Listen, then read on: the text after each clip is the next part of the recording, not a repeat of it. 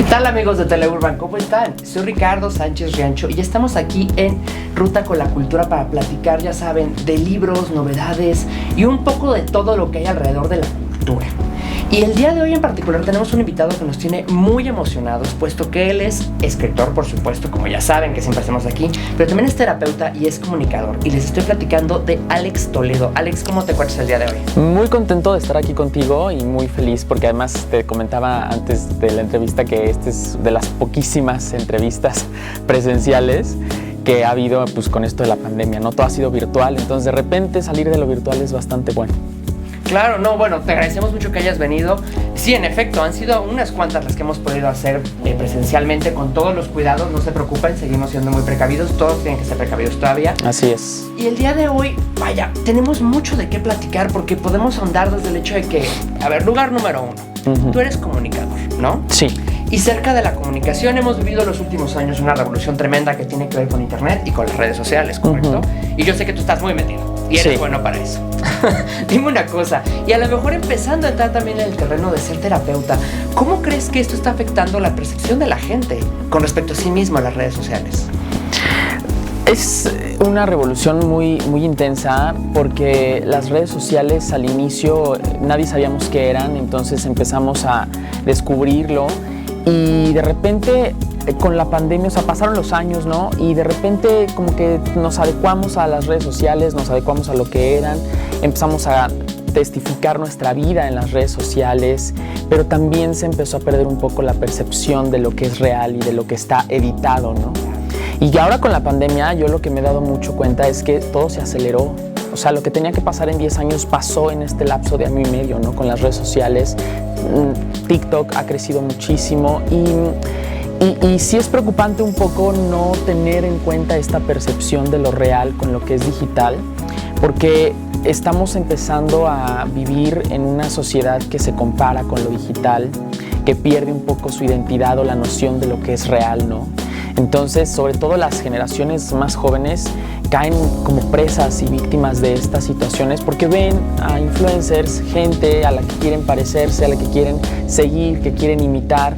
Es normal hasta cierta edad querer eso, ¿no? Estamos descubriendo la personalidad, pero sí con las redes sociales ha habido un desbalance en esta percepción que tenemos de nosotros mismos, ¿no? Y eso es muy peligroso porque de alguna manera se empieza a disociar la percepción, nuestro autoconcepto, nuestra autoimagen, y ahí es cuando pues tiene que haber una orientación adulta, ¿no? Los padres, las escuelas, los profesores, es muy importante. Las redes sociales son maravillosas, ¿no? Yo soy nativo digital.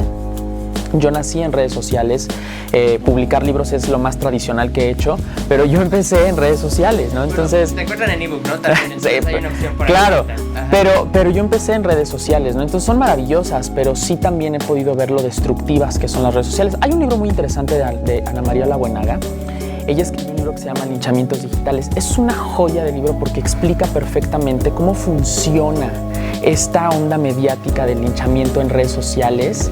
Digital, fuerte imagen. Es brutal. Y ella lo explica en este libro fabulosamente. Entonces, sí, las redes sociales son un arma de doble filo, son maravillosas. A mí me han ayudado a abrir mi campo de trabajo y de contactos de manera brutal, pero también creo que cuando no tienes una guía o no tienes una percepción, una orientación correcta para darles un buen uso, pues te arrastran y puedes caer en muchas situaciones muy negativas, ¿no? No, completamente. Es justo por eso es que te lo quería preguntar, ¿sabes? Porque no se sabe y es muy común pensar que siempre del otro lado de la barda el pasto está más verde, ¿no? Le da mejor a los demás. Sí. Vaya, y justo por eso era mi curiosidad, porque decía, bueno, ¿qué tanto es esta parte de la que uno se tiene que cuidar o de qué manera es la que uno se quiere presentar? Claro. Y tiene que ver también a lo mejor con la imagen que uno quiere proyectar de sí mismo, ¿no? Que no va a ser nunca la real ni la completa. Y tiene mucho que ver también con lo que en nuestra cabeza, en nuestra mente hemos conformado como nuestra autopercepción, ¿no? Y eso es lo que queremos proyectar, ¿no?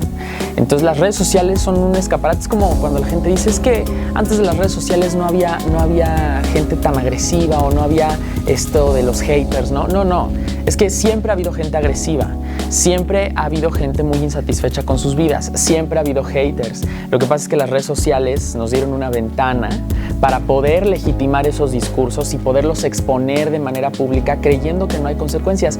Y creo que ahí está el punto medular del uso de las redes sociales. Pensar que lo que hacemos o decimos en redes sociales no tiene consecuencias. Claro, y, bueno, es que de alguna forma hay muchas personas, lo decías ahorita, ¿no? Los haters, los trolls, que pueden de manera incluso anónima atacar al otro. Y claro. Puede ser muy sencillo, ¿no? Porque vas a crear un caos. Sí. Tú quitas la mano y yo ya no fui culpable. No, y además es muy fácil hablar escondiéndote detrás de un perfil, ¿no? O detrás de una pantalla, ¿no? Eso da mucha seguridad, eso te envalentona.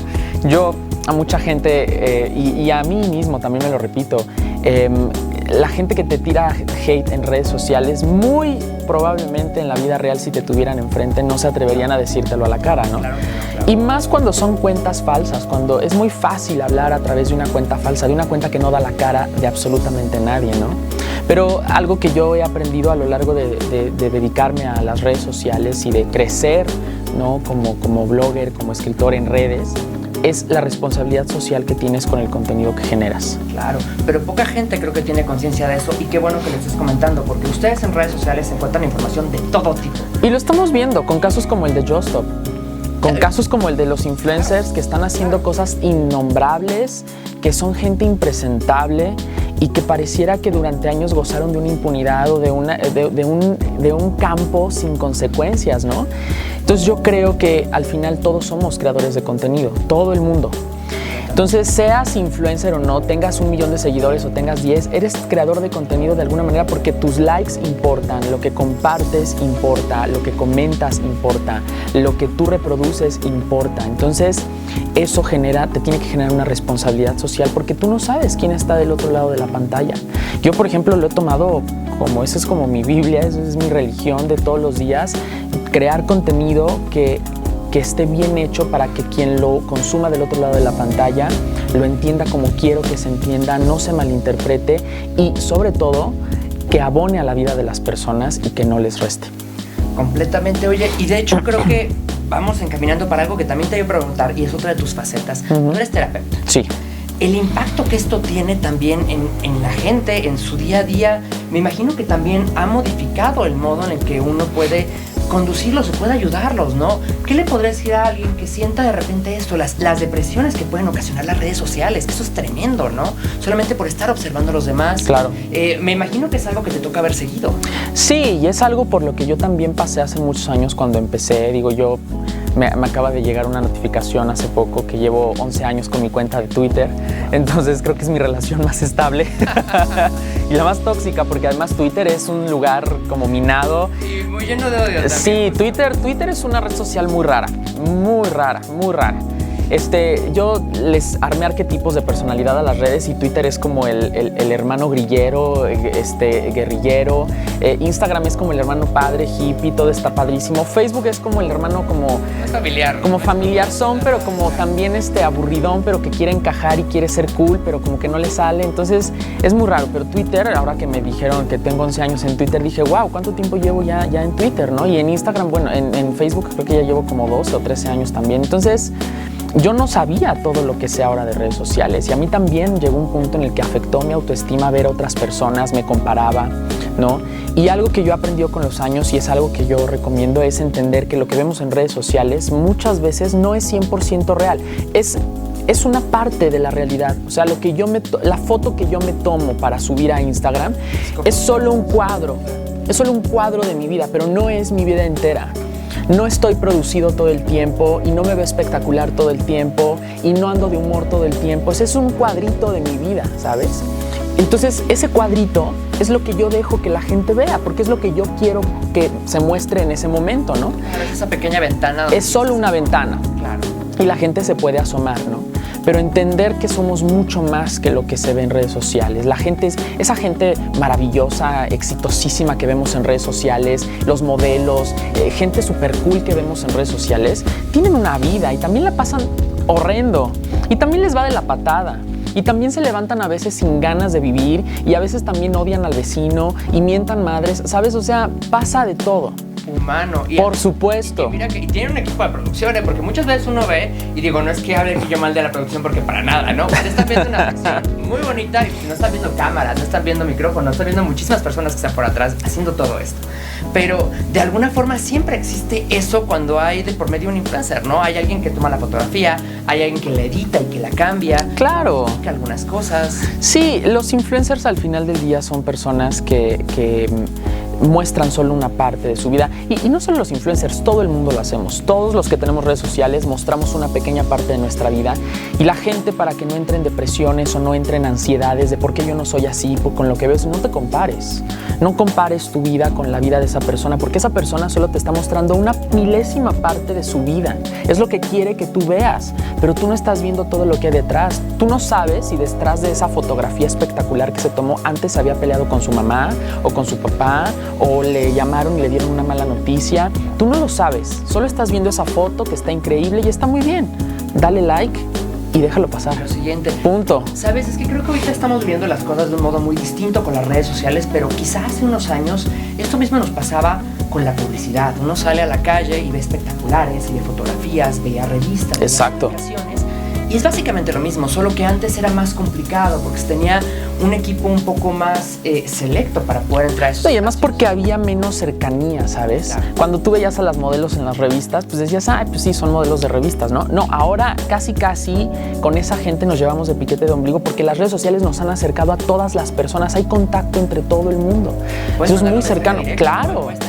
Por supuesto, antes en los 90s pues veías las revistas, decías, pues sí, está padre, pero pues es gente de la farándula, ¿no? No, ahora esa gente está a la par que todo el mundo, estamos cerca unos de otros con las redes sociales, ¿no? Entonces lo mejor es no compararnos, disfrutar las redes sociales como lo que son, solo una ventana de nuestra vida y seguir teniendo una vida aparte, ¿no? Punto. Oye, y otra de estas facetas que tienes como terapeuta tiene que ver también con el manejo de las pérdidas, ¿no? Sí. Que de alguna forma, vaya, y pues de algún modo también está vinculado a la pérdida que uno vive al no tener la imagen que quiere reflejar hacia el mundo externo, pero todo el tiempo estamos perdiendo algo, ¿no? Un trabajo, una amistad. Por supuesto, después de esta pandemia hemos perdido muchos seres queridos. Totalmente. Personas, salud, perdimos nuestra libertad en algunos aspectos. Oportunidades, dinero, muchas cosas. Dime una cosa, por eso fue que decidiste empezar a preparar esto, porque déjame presumir lo que tengo aquí, antes de dejarte ir. Es el libro más reciente de Alex. Y va justo de la mano como eso, como una linda herramienta, y utilizo la palabra linda porque me parece hermoso, que comparte, vaya, desde un inicio, cuestiones muy personales e íntimas, y lo pone en voz de un personaje para hacerlo más accesible, ¿no? O sea, no es un libro de autoayuda, ojo, es una novela, es un libro que nos permite tener un poco más de una, quizá, referencia, una perspectiva diferente. Sí, es eso, una perspectiva diferente. Fíjate que es muy curioso porque yo terminé de escribir este libro en 2019. Yo no sabía, y en la editorial nadie sabíamos lo que iba a pasar con la pandemia. Llegó diciembre del 2019 y nosotros estábamos en el jijiji, jajaja. Enero, febrero todo seguía tranquilo y en marzo de repente se cierra todo.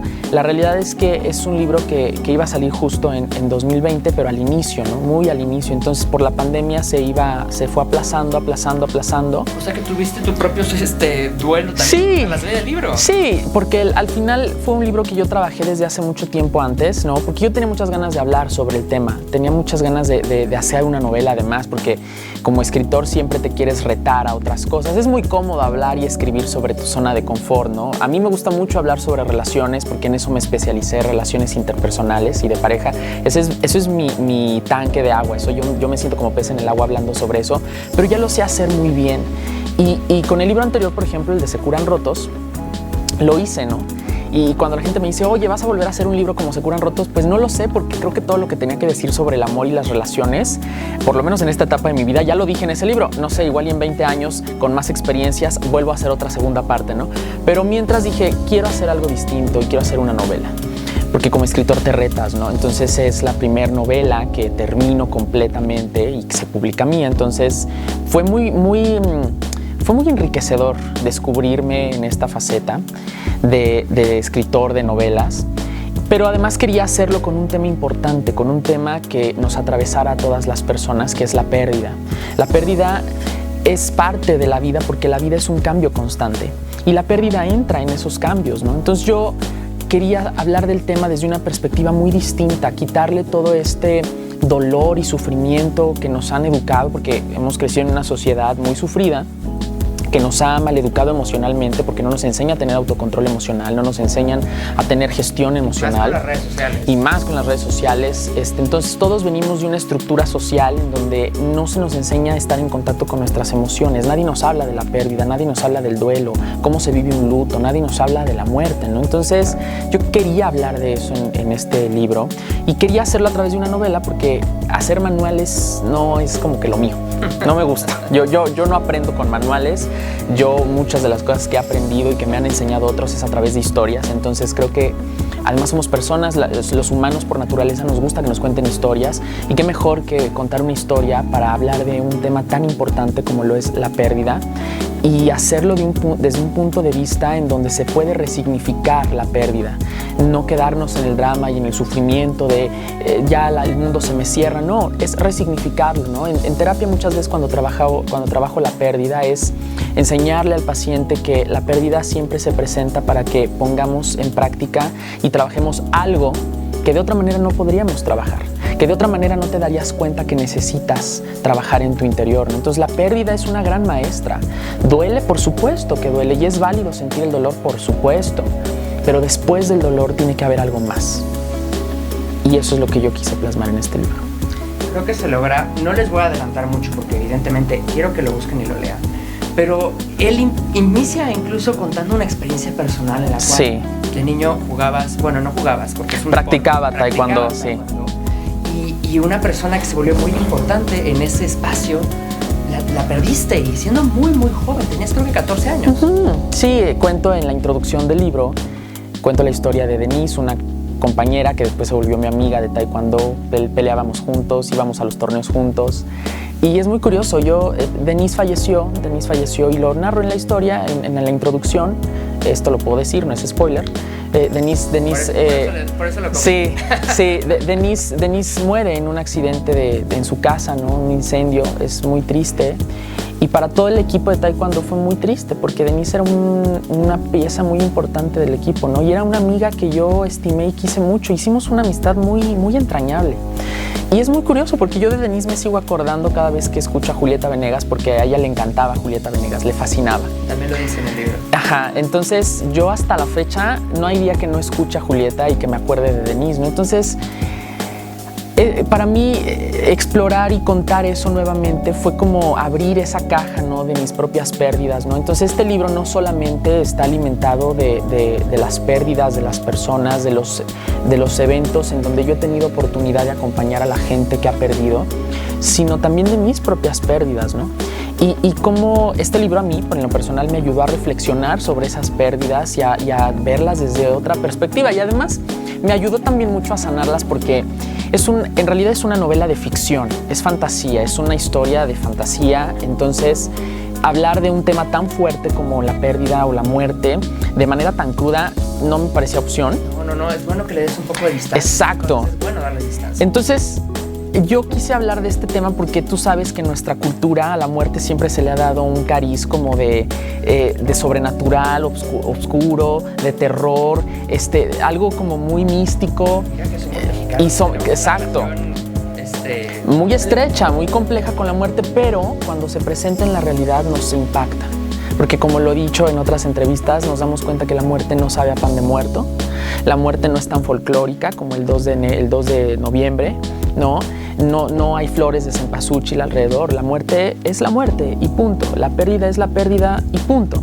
Entonces yo me agarré como de toda esa mitología alrededor de la muerte para justificar el hacer una historia de fantasía y creo que es la mejor manera en la que lo pude haber hecho porque creo que es una historia muy emocionante, es una historia muy visual. Quien la lea va a parecer que está viendo una serie. Yo quería que fuera una historia muy visual, muy colorida, algo que llevara al lector a volar y a salirse un rato de la realidad, ¿no? Para irse a esa